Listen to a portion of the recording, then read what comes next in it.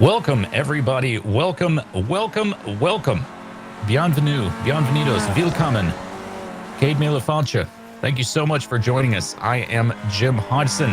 This is the Formula Prox fall season, round 4 at Tsukuba, known as the Tsukuba Dooba Doo Grand Prix. I can't say that without laughing. Joining me in the commentary box tonight is the esteemed, the man, the myth, the legend, Robert O'Brien. Robert, how are you, sir? Good evening. Yeah, I've been doing good. It's a nice, well, it's a cooler track out there, and it's going to be perfect for these cars. You know, they're small, they're nimble, and they're going to provide a heck of a lot of entertainment. Well, that's how I describe my sex life. Small, nimble, but a heck of a lot of entertainment. The track temp is 82 Fahrenheit, so for the European folk, that is hot. Whoa, slow it down with the jargon, O'Brien, yeah, please. Absolutely.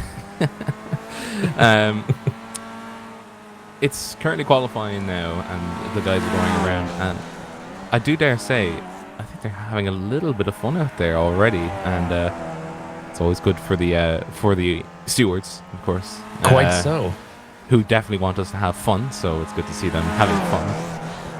A lot of skippies out there today. Yeah, well, we try not to have a one-mark race, but that is a little bit what we're looking at. That's the results have just sort of shaken out that way. If you're not familiar with our series, first of all, thank you for joining us. But what we do here is we have a balance of performance ladder of 5 cars. And if you do well in a race, you go down the ladder. And if you do poorly, you go up. So what you're looking at tonight is a bunch of people who have done very poorly. So they're all in the fastest car we offer, which is the Skip Barber Formula 2000 car. We see Ben Warren's car there as it's navigating the course. But in the distance, as we look at Warren's car, we can see Carter Kundinger in the Pontiac Solstice. There he is, driving in the Nyan Cat / Pride Pontiac Solstice. I believe that's Nyan Cat there on the side there. We see him have a little bit of a wiggle out on course. Now, Kundinger is one of, well, I don't want to say he's our best driver, but he's certainly skillful, Robert. Oh, absolutely, yeah. He's been driving fast for the races that he's been in, especially in this first race when, you know, the both of us were like, he's a new guy, he'll probably take a while to get settled in. He got settled in essentially immediately, and then just blasted away people, and everybody was essentially the surprise Pikachu emoji as he was actually fighting up on the podiums, essentially. Yeah, no onboarding needed. He pretty much jumped behind the wheel and said, "This is how it's done, boys." Even as we say that, we see Day topping the timing tower so far. Just about 5 minutes gone in qualifying. So 15-minute qualifying for those of you who don't understand what numbers mean, which is, of course, none of you. But Day, a pretty good qualifier. But yeah, Carter had just stormed into our league and really just started kicking people aside and show them how it's done. I mean, straight away from the first race that he raced with us, which was at Lime Rock Park, I believe, you know, just some great on-track battles, great situational awareness, you know, very clean racing, as long as he's not hip checked off of the track by, say, I don't know, just to pull a name out of a hat, John Greenberg. You know, he's able to put down some pace, but also keep it pretty clean. Yeah, and that's exactly what you kind of want to look for in terms of, you know, he has fun, and he has fun, but gives the space to his competitors. You know, he wants to be able to have fun all the way to the end and just see how fast he can put the car and how fast he can push himself and try and see if he can, you know, upset, you know, the old timers, as it were, you know, a bit like how motorsport happens today, where it's just the new crowd upsets the establishment. Well, and, brings in a new establishment, and it's like continues. You're so right. I mean, you know, you think about Gasly's recent win Formula One, or you know, Leclerc is kind of making Vettel look a bit of a fool. But yeah, you're absolutely right. I mean, speaking as a man who's well into his middle age, it's maddening, but also a bit unavoidable. These things just happen. I was a young buck at one point. Robert, no longer. Well, I still got a fair few years on me, so I still have I still have the chance. You know? Oh, Ferrari good wants man. Ferrari wants to pick me up. You know? That's just free. Yeah, yeah, yeah. Why wouldn't they? Why wouldn't they? Maybe go for somebody else. I'm like, I don't know. I like the look of McLaren. Maybe. I don't know if you want to jump on with Ferrari right now. I mean, I know that the driver's slots are filled, but oof, Ferrari's really struggling right now. But I'll tell you who's not struggling, and that's John Greenberg. As we look at him here in his oregano special. Now we give Greenberg a lot of stick about his oregano themed liveries. He does love his homegrown herbs, does Greenberg, but this livery is a little bit more explicit about the nature of the herbs he enjoys, don't you think? The number didn't give it away. Well, yeah. But I mean, I still think it's a nice livery. It's a lot nicer than the Nyan Cat. What on earth is Kundinger doing? I think he's trying to get back to the pits. How dare he make a mockery of this extremely serious race? He's reversing backwards. And there's 3 horses. Get Bernie Eccleston on the phone immediately. This aggression will not stand. How dare he? I think he's trying to do a qualifying lap in reverse. I think this is what we're witnessing right now. It must be. It is. A 2:15 in reverse. I wonder if that was how did he manage to keep that steerable throughout the entire the Pontiac can barely go forwards as it is. Now you just hush your mouth. That is that is a fine racing machine. Oh yes. Truth? Sorry, I'm just receiving a message from our producer, Dennis Branch. Dennis, first of all, thank you so much for your hard work. We love Dennis. He does everything he can to keep us on track, and he has reminded us that we might like to see the championship points so far, and you're so right, Dennis. Here they come. Dennis, of course, one of the stalwarts from Apex TV. Thank you, Dennis, for your hard work. As we can see, Ryan Flannery galloping away with the points. Now, after tonight's race, this is race 4 of 8, so we'll be halfway through the season. There are 2 drop races, so, just to give people a chance to have, a personal situation or whatever and not feel like they're missing out. After all, it's not these people's job. They do this for fun. We do it for a laugh. Hazelton in second place, which is surprising to me, Robert. I mean, a good qualifier is Hazelton, but usually those results don't necessarily appear on track. But hey, the numbers speak for themselves. Greenberg in third place, as we were just talking about him and his love of homegrown gardening and of homegrown herbs. Wilmot in fourth. Wilmot missed one of our races, so that's probably affecting his point totals. Hayden Such missed the first race, but still featuring highly in the results. And then we see Kundinger in sixth place, and then on to Onabogu Day, Warren. And although I think we see Kundinger there a second time, what on earth? God only knows what's happening with these points. I was halfway through announcing them before I realized that everybody's mentioned twice. Look, guys, we're a homegrown operation here. This is we're doing this live. We're doing this live with no budget. So I don't nobody at me. Right? The budget is a dime that we picked outside. Yeah. We just found it outside on the road and we just picked it up and it was like, that's our budget. Yeah, and it's got a piece of chewing gum stuck to it. It's not even a nice looking dime. Well, anyway, look, we're gonna have some good racing tonight, so that's the important thing. As we tick over just about into the 12th minute of our 15-minute qualifying, maybe we should wind qualifying down so there's a little bit less of this watching Chuma go around. I mean, if you can't get it done in 2 or 3 laps at Tsukuba, why do you need 15 minutes? Am I right? Well, it'd depend because for instance, I think Flannery, Such, and Wilmot are all on their outlap, and the Mazdas are they're close enough to try and just go helter skelter on a final push lap, and then just go, I want this immediately. I want to do this right now. If the car goes into the wall, so yeah, I won't try it again, but just try and put in as fast a lap as possible.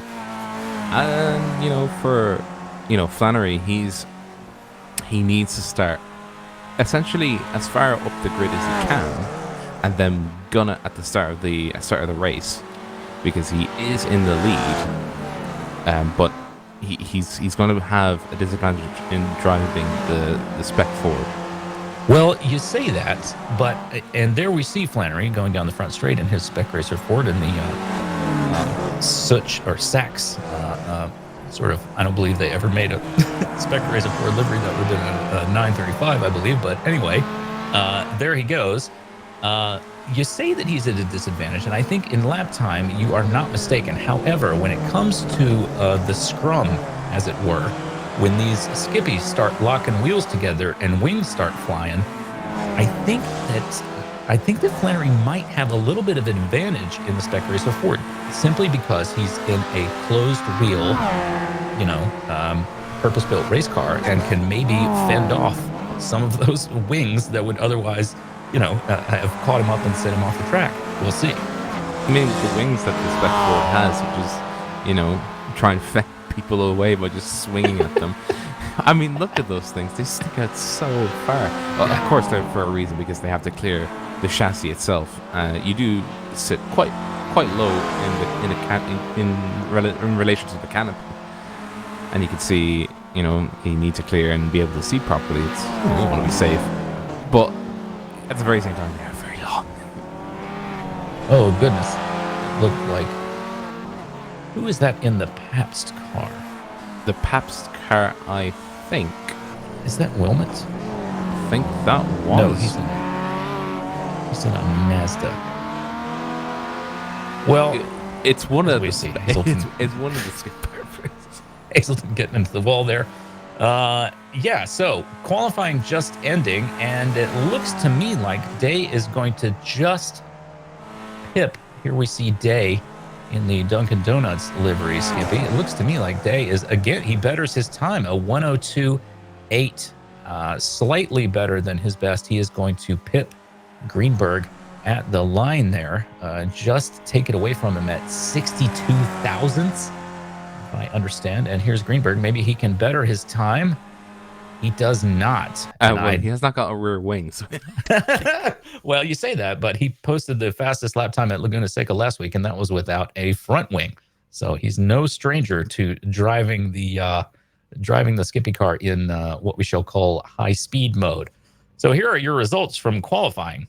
Day at the top of the timing tower, which is nice to see because a great driver, but hasn't had the results so far. Greenberg in P2. Chuma in P3. Can you believe it? No, I can't, Jim. And thank you for asking. No. I had to take a pulse. Sorry. I had to take a pulse there. I was just like, am I alive? Yeah. Is this real? Mein Leben. So here is Thor on the second row. Well done to him. Glad to see him. Scott Levitt in P5. Also a little bit unbelievable. Warren in P6. Wilmot, Hazelton, Flannery, Such, and Kundinger dead last in the Pontiac Solstice. And I believe we're going to have us a formation lap here. It's a formation quarter. They're going to be starting on the long straight leading up towards the final turn. Right, final sweeping right-hander. Pace car will... the pace car actually comes off pretty sharpish. It'll dive into the pits, and essentially they'll get released pretty quickly. We're just waiting on Day to grid. Yeah, crazy to see, the Miata, the Global MX-5 Miata race car looking like a giant among among ants there, among the Skippy cars. Yeah, the Skippy car is like, it's a bit like having the normal F1 cars alongside them. If you put an F1 car beside like a normal road car, it's tiny, and they did the same for the LMP1 cars. It was tiny. It was teeny tiny. Yeah. Yeah, you're right. Boy, it dives off almost immediately. So I think we'll get some lights here. We should shortly as we come around onto the front straight. And Greenberg, for some reason, hanging back a little green bit. flag. He's going to have a lot of ground to cover. I guess And that is green flag. yeah, and off we go. A group of very angry looking cars into the first turn. I don't know if Greenberg will be able to take the lead. It looks like on the timing tower he has just stolen it away from Day as they move on down the track. Now, yeah, boy, that looks good. And we see that was Tulla going around there. It looked like somebody got into the rear of Tulla and he went around there as they were braking on the inside of the track. Is that right, Robert? Is that what you saw? Yeah, that I think it was just a hook of the rear of the car, and Tulla's unfortunately been taken for a rodeo around turn 4. Now, there was also the car of Flannery. Flannery had a mistake going into 1. He actually spun the car around, and he's now back down the pecking order. But Carter himself is also not having the best of starts, and he's still in dead last. He started there, but he also had to avoid a few accidents and lost time as a result. Well, there he is driving along in his Nyan themed / Pride themed Pontiac Solstice. We're pleased to see him flying the rainbow flag. We join him in that celebration. Here we see Chuma Onubogu following just behind. That must be Wilmot in the number 69, I'm sure, since that's the number he prefers. I believe that is, once again, his pink pony livery. That is an Atlanta Gentlemen's Club, although you will be hard-pressed to find indeed a gentleman there, as I would know having been there many times myself. Just gentlemanly in the amount of damage they give your car to take home every night. Well, look, I'm not sure what they have in Ireland in terms of what they call gentlemen's clubs here, but it is a place where women dance around in not that much clothing. In fact, around here, you might hear it described as what they call the shoe show, because they usually keep their shoes on for reasons unknown. Well, because look, you don't want to step on a piece of broken glass or something like that while you're trying to dance around in the nude, do you? Of course not. No, we have a different term for that. But the gentleman's club over here is usually a private club, for the older gentlemen, reading newspapers, smoking tobacco, and just having a cup of tea. Really, it's like a fancy book club for men. That sounds a lot. That sounds really appealing to me. I would love and I know that this is because I'm an old man myself, but just give me a fireplace, a nice glass of whiskey, maybe one cube. I know I'm not supposed to have a cube in my whiskey, but damn it, I'm an old man now. I can do what I want. Nice pair of slippers, maybe, and let's just have one glass and go on to bed. What do you say? I mean, that is very appealing. Though, appealing as that is, I do want to draw our attention to Flannery, he's actually come to the rear end of Lovett, who's trying to navigate. Oh, he's actually got a very dowish front end. Himself and Such are currently battling at the moment, but Lovett just pipping the post on the BMW Skippy Barber.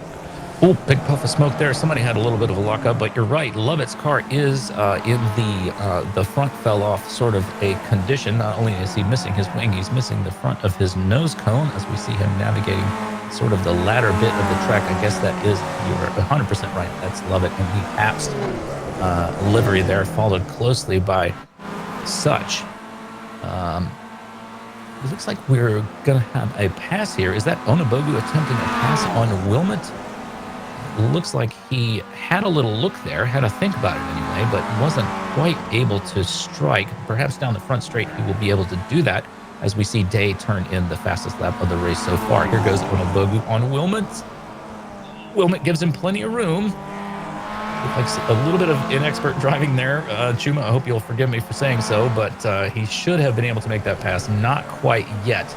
A very tight course is Tsukuba, so there's not going to be a place really for Onabugu to just really take advantage of that, of the the greater speed than the Mazda, and lots of experience behind Wilmot's steering wheel. So I'm not sure where he's going to be able to make a safe pass. Robert, what's your best bet for a safe pass? The outside, more than likely. The reason why Onabugu was unable to make the pass the first time around, he rode the curve on the inside of turn one, and he did that for essentially the entire travel of the corner. So the car, Skippy Barber, was bouncing, and that will bleed off a lot of speed. You know, you'd be absolutely surprised how much speed you can bleed if you continuously upset the car. So you'll have to reset. You'll have to try again. But if he puts it around turn 4 on the outside of turn 4, he might be able to do it. But he'll also have to assume that Wilmot will hug the inside and not. Oh, as we see Chuma get into the rear of Wilmot's car and send him around. Oh, unfortunate. I'm sure that the driver's Discord at this moment is a flurry of very unhappy statements. We thought previously at the beginning of this series, ladies and gentlemen, we thought about recording the driver's Discord. They're all on a Discord together, talking to one another in a very stern manner usually. But after listening to those recordings, we decided against it. And they were the equivalent of BBC Top Gear, but a little bit more. Much worse. Yes, a little bit more sweary. Yes. Oh, sorry, that's a bit another accident. Actually, just looked ahead like of them. Warren and Chuma got into some kind of trouble there, and then Thor is in trouble, and Warren's into the pits. It's all over. I want to see if we can get a replay of that, because I did see Warren hitting another car. Just, this is where Onabugu spins. Oh, and then Wilmot. Oh no, so that's not Wilmot. Sorry, Wilmot's in the Mazdas. That's Tulla climbing up Wilmot's car. I mean Warren's car. And Tulla continues. Well, it's got a new nose cone. So I mean, it's not too bad. It's got a new nose cone. It'll be in the pits for a bit though. Oh, we see that looks like Such trying a pass on Hazelton, I believe. And he manages to make it stick, although Hazelton is giving him a shove or two in the gearbox. Day puts in yet another fastest lap of the race of 102.7. There is a point on offer for a fastest lap of the race. And keep in mind, this is only Heat 1. We are just ticking over halfway through. Our first race will have another slightly longer race for Heat 2. And that will be a reverse grid as we see Such's car taking on a lot of camber as it turns in on one of those turn-ins. That just looked like a ton of camber on those wheels as they turn in. I mean, you got to do everything you can to overcome the sort of granite-ness, if you'll forgive me, of the wheels on that Skippy car. I mean, those things are hard as they could be. Or is that just me? I think you were discussing how, the track and the tires were interacting with each other. I think the Skippy really is outside of its element, especially with damage as Hayden is carrying right now. He actually touched Hazelton just at the final hairpin there, and you can just see, like, he's got, I actually do think he's got rear or front right suspension damage. I think there is actually damage to that car in more than just a superficial way, where it could just be something like the wings or whatever. To me, that does not look level. Yeah, hard to say, of course, but I think you're right. Well, we've got a pretty interesting race going on here. It looks to me like Day is getting away from Greenberg. There we see Day, Greenberg passing Kundinger, who is running in 9th of 11. So not so bad. Down a lap he goes as Day and Greenberg get around him, but still turning in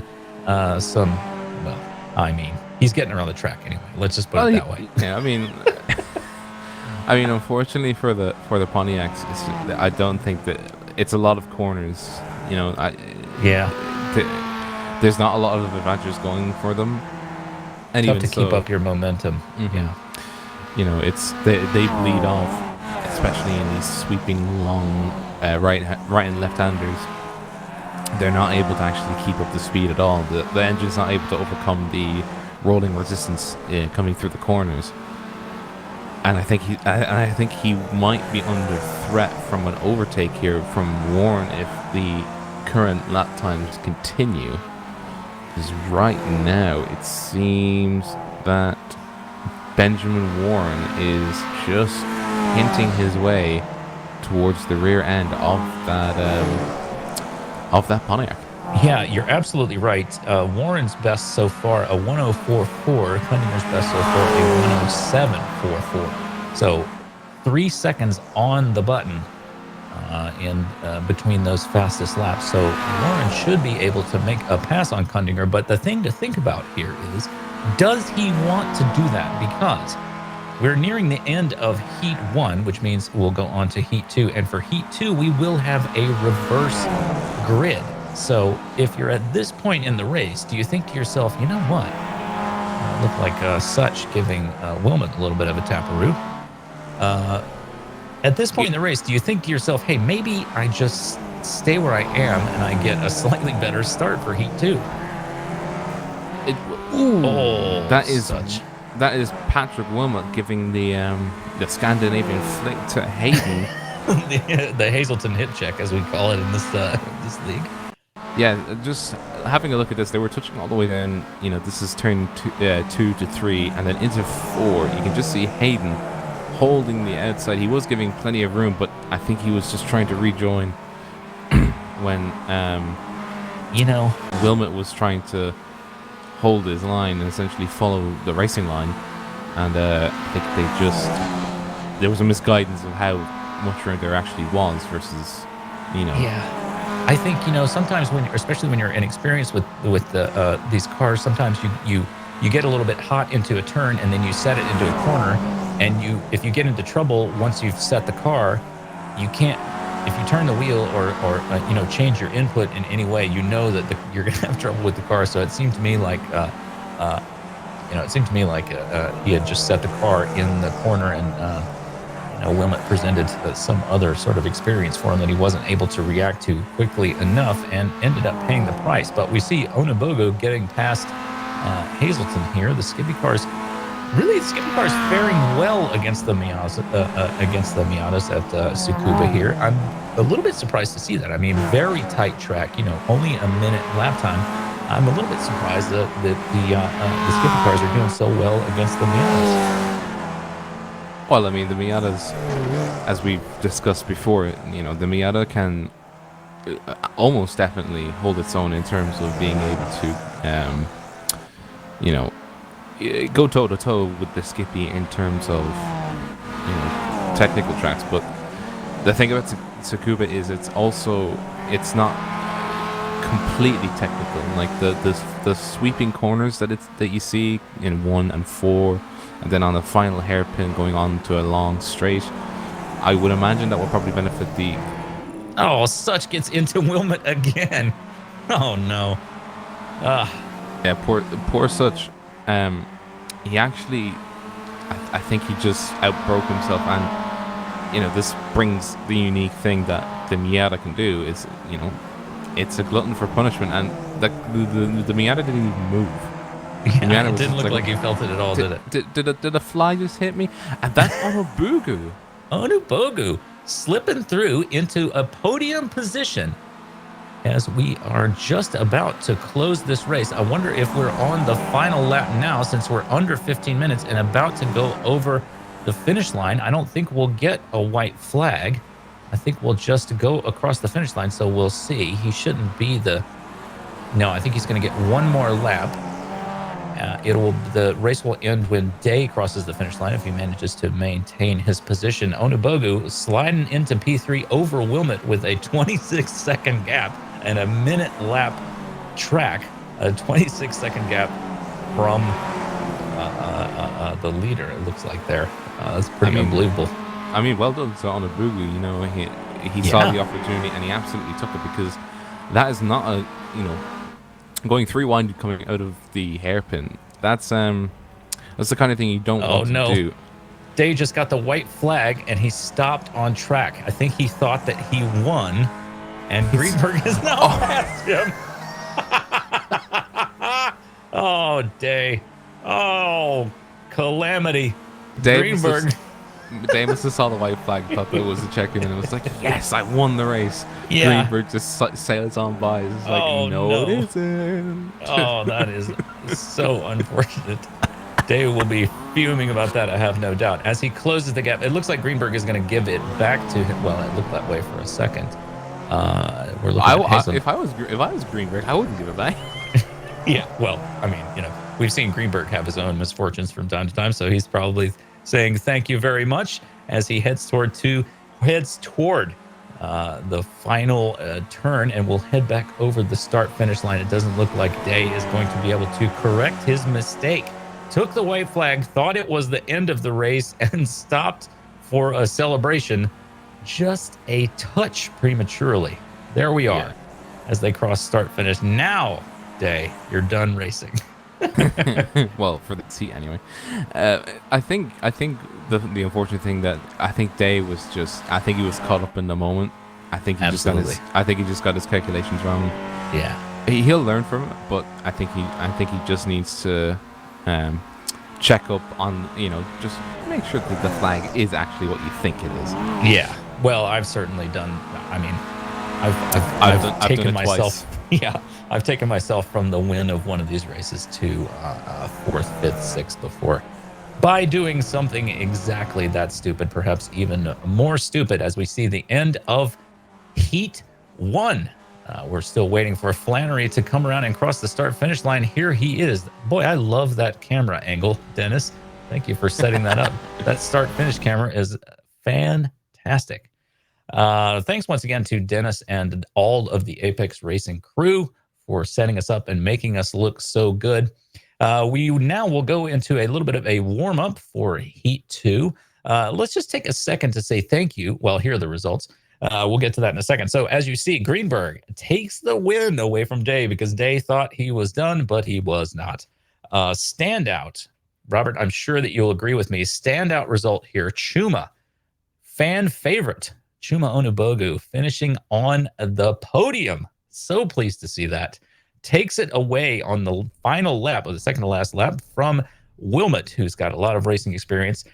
Tulla in P5, great work there. Hazelton down in 6. We'll hope to see some better results in the next heat, as will such Lovett, Warren, Kundinger, and Flannery. Although Kundinger does manage to take a spot from Flannery in the Solstice. So, reverse grid for the next heat. Robert, what are your thoughts? My biggest thought is, will Onobuga be able to, convert his third place and try it again? Will he be able to do, will the lightning strike twice, essentially, is what I'm trying to say. He did very, very well to do what he did, and the opportunity, it came to him, but it came to him at such a perfect time that he was able to go, right, thanks for third place. I'll overtake the both of you. Yeah. What is Day doing? Lord Jesus, take the wheel. I think Day's getting it out of the system. Look at the animals we have racing in our league. Can you believe it? I say that with love. These are also my friends, people that I know in real life. Now, I was about to say, as we just started talking about the results, I would like to say thank you so much to our sponsor, Jayzilla Track Days. That's how we know most of these guys. They are a track day operator in the Atlanta area. That's how I know most of these folks. Some others of them joined us. Kundinger is going to do a little bit more warm up in reverse in his Solstice. God, Robert, I wanted to start a league that was silly and that was fun, but these guys, I don't know about these guys. Oh no, I think Carter's taking it to the next level. I mean, have you ever seen somebody qualify in reverse? I haven't. No, I But haven't. But I but wish but now that I'd given a point. I wish now that I'd offered some sort of point bonus for qualifying in reverse. ingenuity using the track, and in this case, it was doing a qualifying lap completely in reverse, and he's going to actually set a lap time completely in reverse. Yeah, Um, yeah. and he. The funniest thing is, it looks a little bit more controllable in reverse than it is in forward. It's got a little bit better turn in, maybe. It's got that rear steering, don't you know? Yeah, rear steering. Well, it's not the Delta Wing, but we'll take it. I don't know if you guys remember the Delta Wing, but I'm still upset that car didn't do better than it did. We should be heading soon. This is only a 5-minute warm-up. Should be heading soon into P2. Yes, indeed. We're just about through 4 minutes. Thank you, Dennis, for showing that. Oh, God. I think that was Day just clipping Kundinger's car as he was about to finish his reverse lap. And there's Day doing some kind of drifting, some sort of drifting presentation.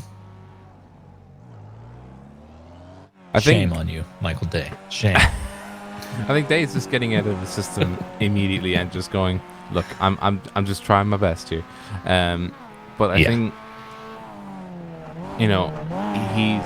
he's mainly worried about making the same. In his mind, I would think he's trying to not make the same mistake again, because when you make a faux pas like that, it's yeah. Well, I think that was just a bit north of a faux pas.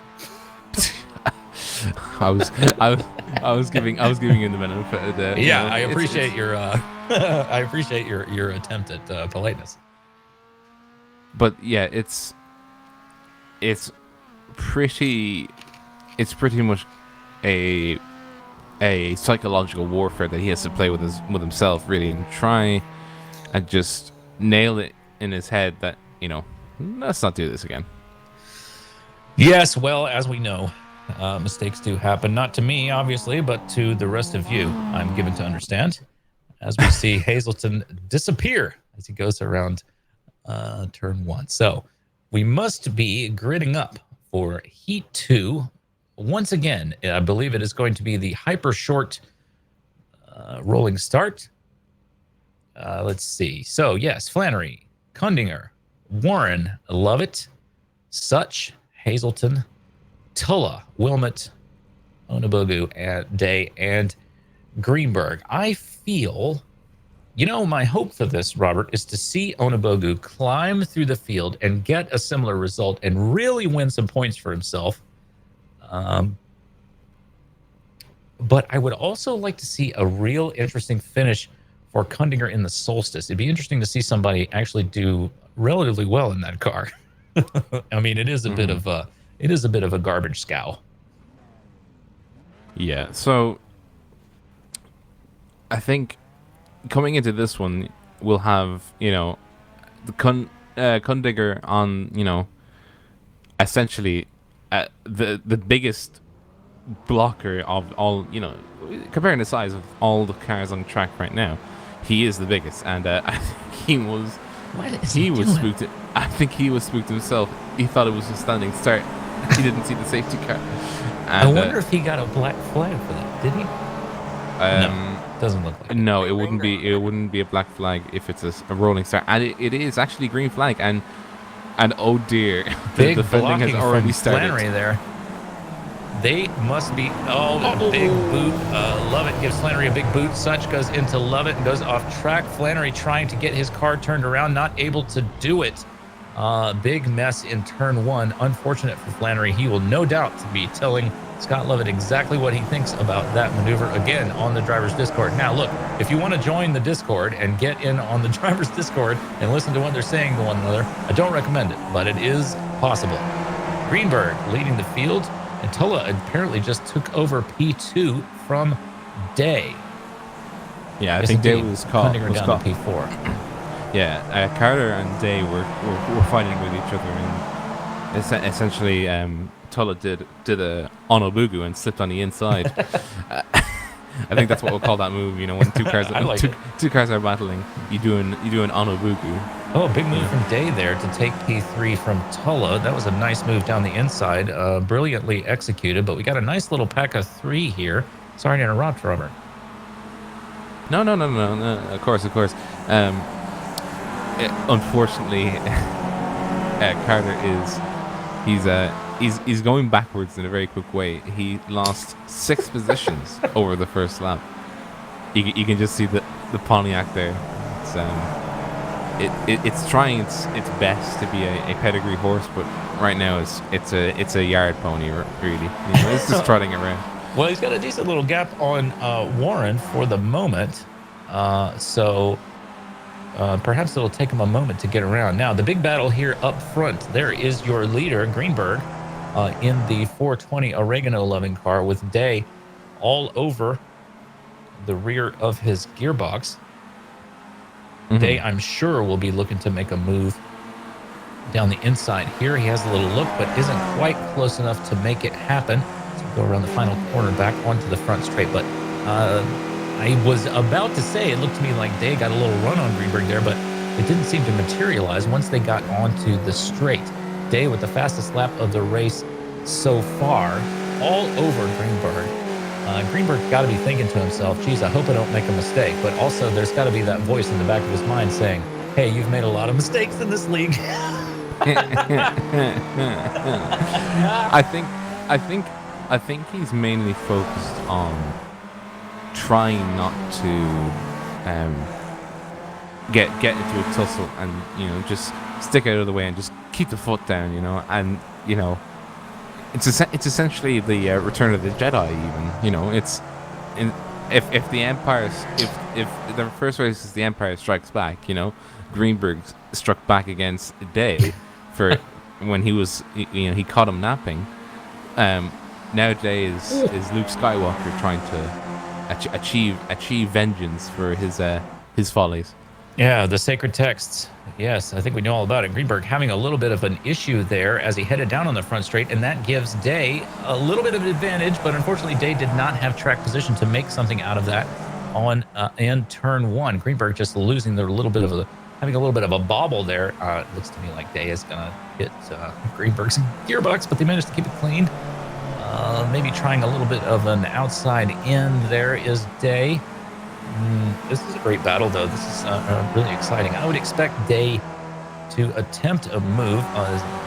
Day's bobbling the car a little bit, but I would expect a very different line there from Day as they go through the on-camber turn in the inside of the track. I was just going to say I was expecting a move on this lap from Day to try to get around Greenberg, and I still think that's possible.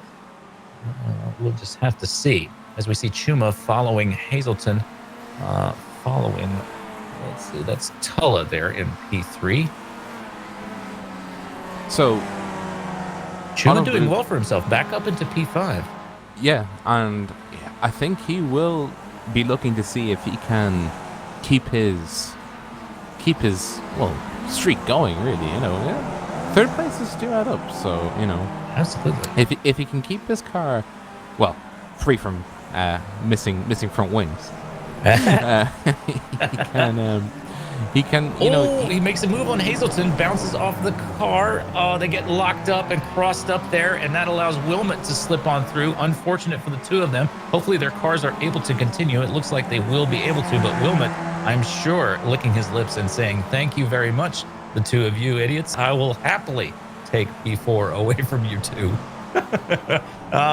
Big puff of smoke on the track there. I wonder if somebody had an issue as Onabugu has yet another look at Hazelton. He does have track position this time, or at least until he gets to the next turn he does. So let's see if he's able to make something happen on Hazelton here. Hazelton just about a car length ahead. Here we go. Just on the inside there, Onabugu with Wilmot just almost hitting each other again. The crash, by the way, at that second hairpin was Chuma unfortunately overextended himself, and he did realize it. But you know, as with most incidents in racing, you know, you see the problem, but it's already starting to happen. You know? It's I think, I'm sure that he was hoping that he would just bounce off of Hazelton's car and be able to continue, but they just because of the geometry of the corner, they got a little bit locked up there, which is unfortunate. But hey, the fastest way around the track is to keep your car from contacting other people's cars. And try not to get intermingled with Skippy on Mazda action. But the car number 11 of Hazelton, it's fine, but Onobugu's It doesn't is look damaged. Oh, I might be looking at the wrong section. Oh no, I see what you Hazelton's mean. car There. looks a bit I see crumpled what up there. it was the camera, like the angle of the camera made it look like it was fine. But on the side that he got hit by, oh no, that was the side he actually got hit by Onobugu. So actually, I take that back. Hazelton's actually looking worse for it than Onobugu's, because I was noticing Onobugu's has he's got camber damage. The front right is actually not aligned with the rest of the car. Won't do too much for him, and he has a slight bit of canopy damage, but he's fine.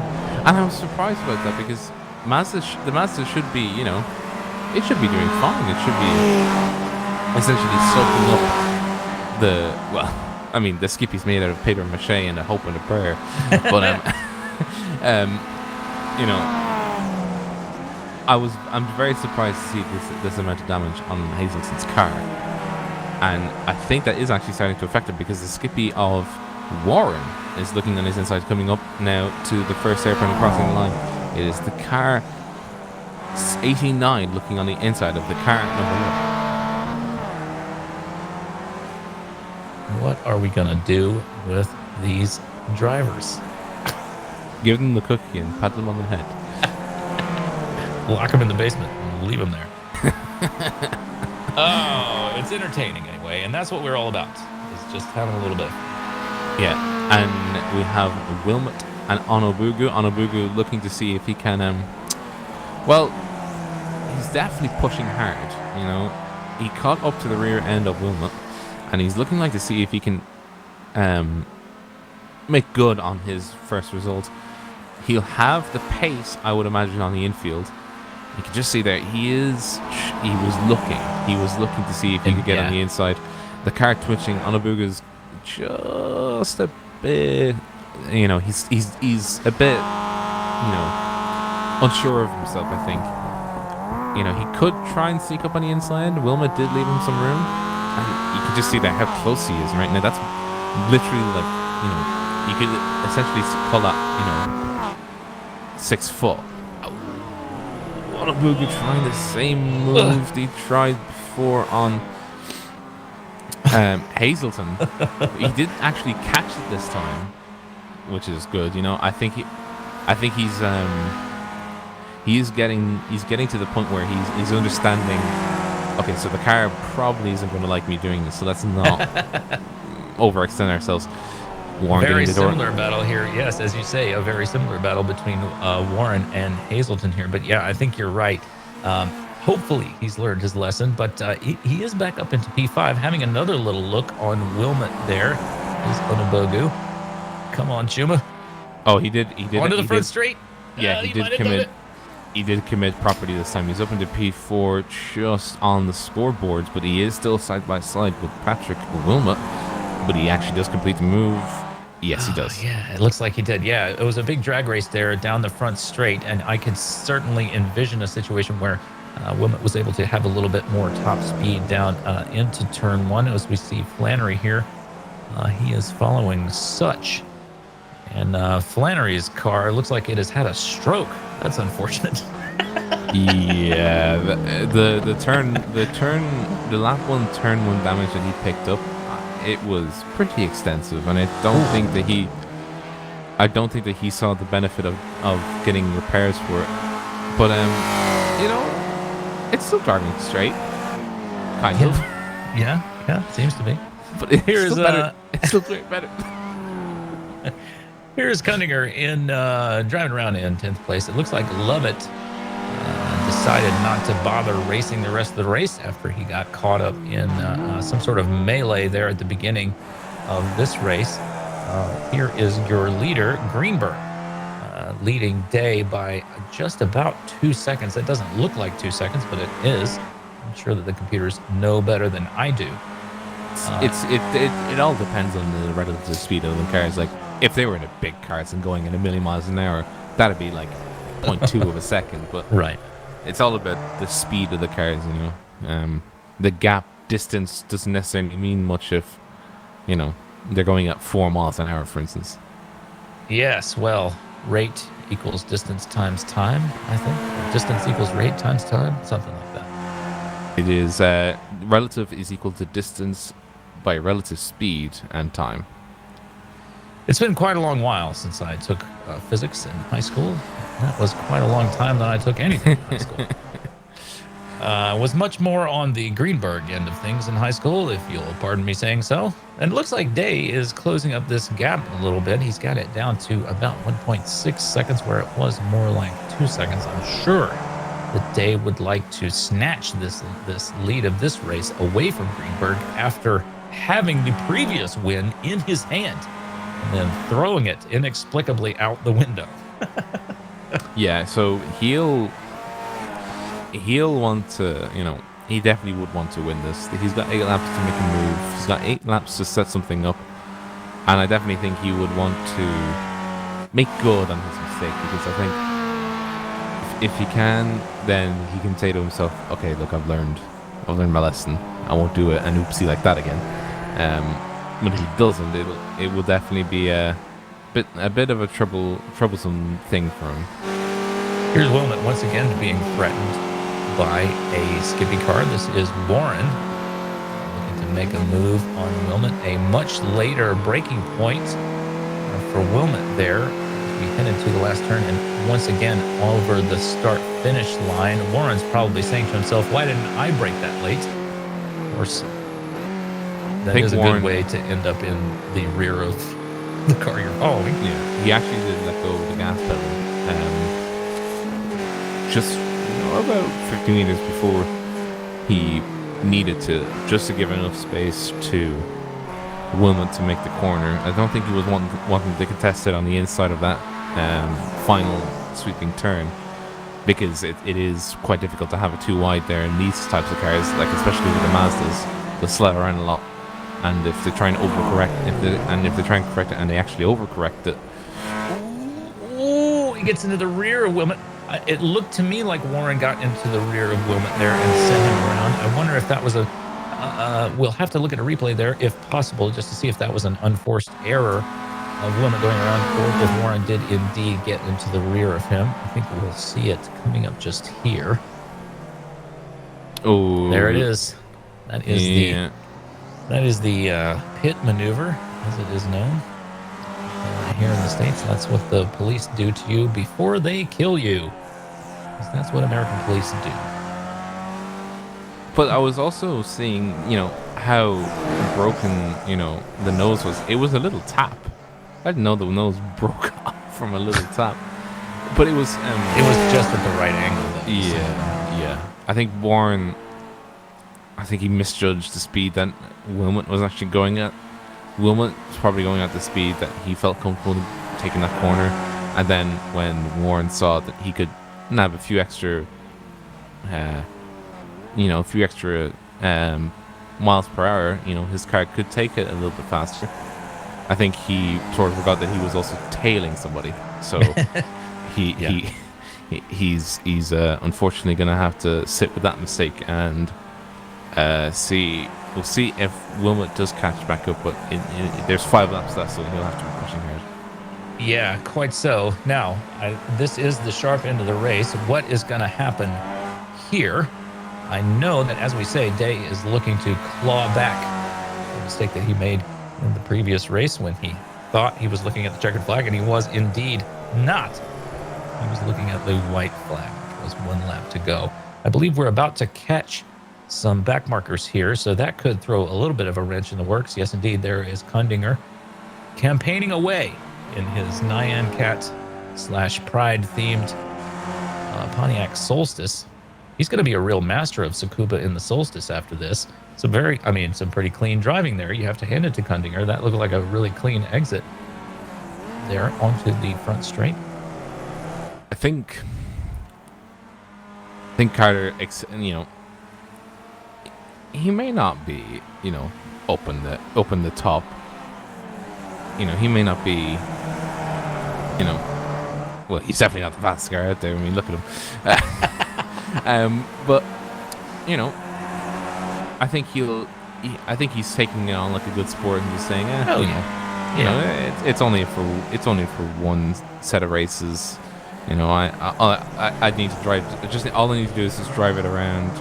If I get places, I get places, and he did get places. He got quite a few places he got 2 places up from last in the first heat, and now in the second heat, he's a position down, but he's still getting a point. So he can still chuck one more up on his tally. A few puffs of smoke there from Day's car as we saw him navigating those turns. Do you think he's overdriving the car a little bit? Maybe he's driving a little bit angry? I think he is driving a bit aggressive, and methinks that maybe that will come back and bite him in the ass. And I say no with no glee at all. It's you'll just run out of grip eventually, right? And once you do, it's oof. If not luck and or talent. Yeah, if not luck or talent can mend tires. You just need new rubber, and you're not gonna get that. Yeah, well, just coming down to about 3 or 4 laps to go here. We will know when the leaders start to cross the finish line. Within another minute or 2, they should see a white flag. And then, of course, the checkered flag. Here comes Greenberg across start finish. So we're going to have another couple of laps to go here. Day charging toward the inside in turn 1, looking for any chance he can to get around Greenberg, and it just has not materialized yet. We're looking here from the gearbox of Greenberg's car at the front of Day's car. Day surging ahead. How can that not be contact? We were just inside Day's nose cone. We were looking at his feet once again as we go through that on-camber turn here in the middle of the course. And that Day's just looking for any opportunity, hoping that Greenberg will make some kind of mistake so that he can get around. You can see a little bit of damage on the wing of Day's car. I'm sure that's affecting his ability to probably affecting his ability to turn in. Greenberg moving into a defensive position there in the middle of the track. Day having a look down the inside, the final turn. Don't think he's quite close enough, sliding all the way out onto the apron of the track. I wonder if that will mean anything. Here he is having a look on the inside, puff of smoke. It looked like a little bit of a lockup there on Day's car. At least a little bit of smoke from the tires would indicate a loss of traction to me. Sliding around on Greenberg's part here as well. Yeah, just so nose to tail here.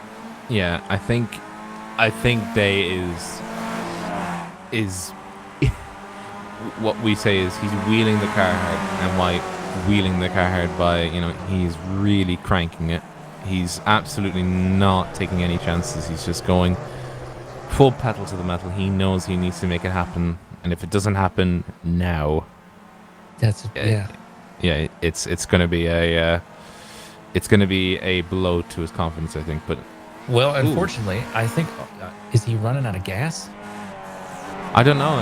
He slowed down quite a bit. Does he have not? Ooh, does he not have? Huh. Well, he's pulling up. Yeah, well, we finished the race there. They both got the checker. Interesting that the timing tower is showing that they got the checker. But yeah, so the race is over for Greenberg. Day, I guess Day just realized there was no more chances for him to make that pass. Yeah, it looked like he had a little bit of a sputter there, though. Like he ran out of gas just at the end. Yeah, I was thinking. I didn't know if he was. I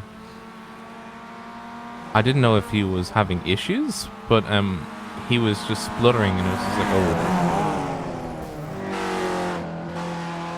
But I'm just trying to figure it out. I think it was this bit of his water. I think he actually did run out of fuel. Yeah. Well, they do try to cut it pretty close. I mean, you know, you don't want to be carrying 10 pounds of fuel if you only need 3. Just because you'd rather have that performance, especially on a crazy tight track like this where you're, you know, basically turning all the time. Again, it has been a long time since I took any of my physics courses. But well done to Greenberg, finding himself some very good results tonight. And Tulla on the podium, as we see Totally Greenberg doing well. running into Gundiger's car and putting it up on what looks like a hay bale there. Well, I mean, it's Niang with like horses on it, so it's just bringing it to not to pasture, but well, actually, that would be the correct bringing it to pasture to eat hay. Yeah. Yep. Here are your results. Again, thank you so much for joining us, everybody. As you see, there's Greenberg finishes Heat 2 on the top step of the podium, followed by Day. A great battle between Day and Greenberg for this race, but Day was not able to get around this time. He might have had some sort of issue. We don't know. Congratulations to Tulla on the podium. And Chuma Onabugu finds himself in P4. So a 3 and 4 result from Chuma. Great work. Great work.